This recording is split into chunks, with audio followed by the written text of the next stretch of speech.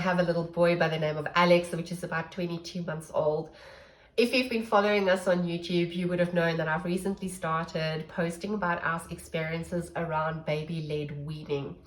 In today's video, I am going to be speaking about how we prepared and the lessons that we've learned now that we are about 18 months into this journey, on the type of things that I would have done differently or that I did to start off with that has worked really well. And I hope that you will find these tips really useful.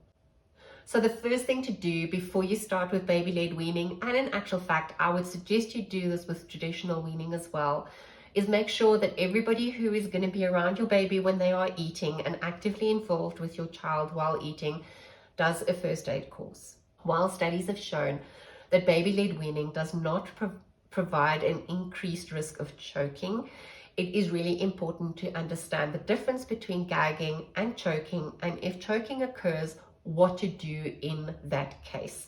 So a first aid course for me is an absolute must know. I would also suggest having a look at videos on YouTube which shows you the difference between gagging and choking, at what point you need to intervene and at what point you need to leave baby to learn how to maneuver food within their own mouth, because as presented in one of the previous videos, if you intervene while they are gagging, this can actually lead to choking, which is dangerous. I also invested in a good high chair. For me, it was important that Alex would be able to sit for prolonged periods of time comfortably and safely within his chair. I decided to go with a stocky trip trap with the baby set as well as the harness and the tray. Now, the trip trap for me had a few things going for it. It is an expensive chair, and it's a little bit like buying a Mercedes-Benz, where you buy the base model and then you have to buy the tray and the baby set and the harness and everything separately. But it made a lot of sense for me because it is a chair that Alex will be able to use even when he's starting school, as a chair that he can maybe use at a desk at some point. So for me, it was actually worth the investment to go with this chair. We have subsequently gotten rid of the baby set and the harness, and he is now able to independently use this chair at the table by climbing up and down by himself. So the chair itself has got a very comfortable backrest as well as footrest, which allows him to just take quite a lot of pressure off his hips while he is eating. The other thing that was really important to me was that the chair was easy to clean, and I didn't realize how important that was until we really started with the feeding or with the baby-led weaning. It is messy. So on to my tip number 3, how to make cleanup a little bit easier. Firstly,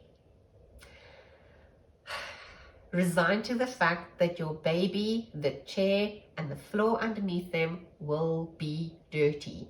And however dirty you think it's going to be, times it by 10. Okay, this was hectic, and I was very, very happy that I had a dog.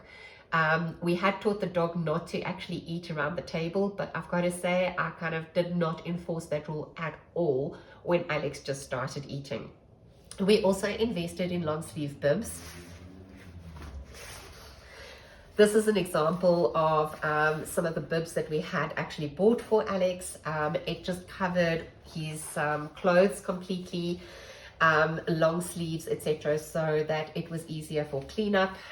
If you are wanting to also just let baby eat in a nappy or even naked, that actually works as well.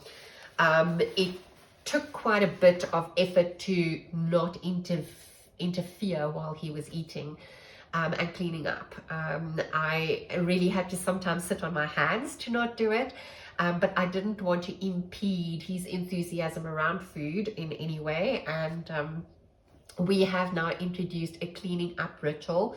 So as soon as Alex is finished with his food, we then clear the table, we actually clean up, and he's got cleaning materials which he uses to clean up the tray that he is working on or eating from at the moment. That brings me to the next point. Sign language has been incredibly useful during this time of introducing solids as well. Just the basics of being able to say, I want more, or I am all done, is something that we have been reinforcing.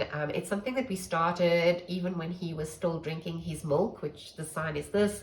Eating, we've actually been using this sign over here.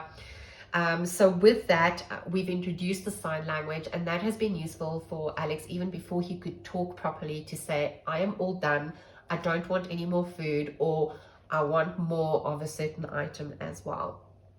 So I would really encourage you to look at, even if it's just those basic signs, just to get some form of idea as to where they are at. Obviously with baby led weaning, it is baby led. So because of that, it is important to provide them with opportunities to let you know where they are at as well. So in terms of food preparation, there is an entire video full of information which I will be making around that, but suffice to say, when Alex just started, food was literally cut in kind of pinky sizes. We used whatever we cooked for ourselves as a meal, and we would just cut this or prepare it slightly differently. We stopped cooking with salt, sugar, honey altogether. Not that we really cooked with that much before, so we didn't really miss it. And then when we did want to actually just add a little bit of seasoning, we did that towards the end, you know, after we've already dished up for Alex. Also, vegetables, we tried to cook a little bit longer so that it was something that if he pushed his tongue up against his palate, he would be able to mash the foods as well. And the idea was to just provide him with options, but not overwhelm him. And we presented food in maybe 2 or 3 options on his table, and if he had finished a specific option, then we could perhaps add an additional amount of that specific option as well. I found that we didn't really cook extra because there was enough to go around just from the family meals and being able to prepare that as well. So that was very convenient, and it also prevented us from being really wasteful when it comes to food as well. We managed to find about 80 ml glasses. It is made from proper glass. And I felt that this was important. It's got a really nice weight to it. And we spent quite a bit of time to teach Alex how to use this glass. Initially, we introduced water, obviously, as soon as we started with solids, but I found that it was quite difficult for him to get that motion of slowly bringing it up to his mouth, drinking and putting down. And he was still quite jerky when we just started with this. So introducing you know, things like a nice thick yogurt, like a yogi sip or something to that effect, into this glass allowed him to be able to learn how to tilt the glass, get the liquid into his mouth, and then being able to put it down. So from that perspective, I would suggest water is super important, and it is really important for you to do this to prevent constipation, etc. But maybe look into, if you're wanting to teach them how to use a glass properly, to put a thicker liquid in it. We also introduced spoons really early on. I think it was probably kind of within the first week of us introducing solids. I already started with spoons.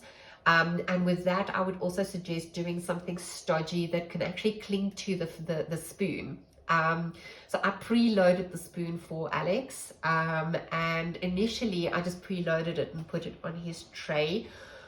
And then watching a whole bunch of videos of other people doing baby led weaning, I realized they actually helped the baby bring the spoon close to their mouth. They didn't put anything in the mouth, of course, because that would be contrary to baby led weaning. But the idea was to at least help them bring the spoon to about here, so that they just have this very short distance to then bring the spoon to their mouth. And that actually worked really well, and Alex started ingesting more food. The idea around this as well is that for the first 6 months or up to about a year, you feed them their normal milk feed. So whether that's breast milk, whether that's formula fed, about a half an hour before food. So they are not really reliant on food for any kind of nutritional value. It becomes a sensory experience, and you're providing them with an opportunity to learn how to eat. After a year, then you actually starting with the food, and then after the food you top up with your milk feeds, and you'll start seeing that this actually comes into balance with each other.